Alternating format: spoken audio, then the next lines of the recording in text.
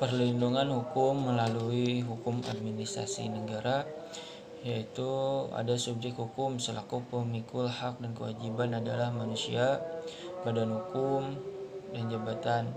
Tindakan hukum merupakan awal lahirnya hubungan hukum, yaitu interaksi antar subjek hukum yang memiliki relevansi hukum atau mempunyai akibat-akibat hukum.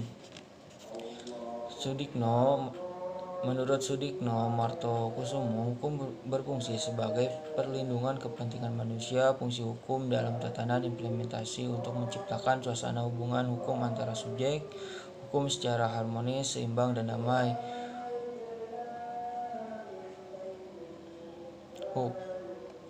Hukum yang mengatur antara pemerintah dan warga negara adalah hukum administrasi negara.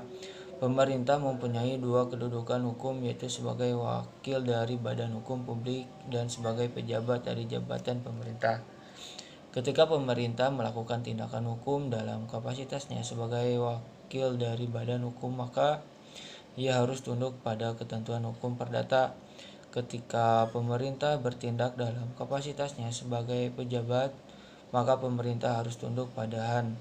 Secara umum ada 3 macam perbuatan pemerintahan, diantaranya perbuatan pemerintah dalam bidang pembuatan peraturan perundang-undang, perbuatan pemerintah dalam penerbitan ketetapan, perbuatan pemerintah dalam keperdataan.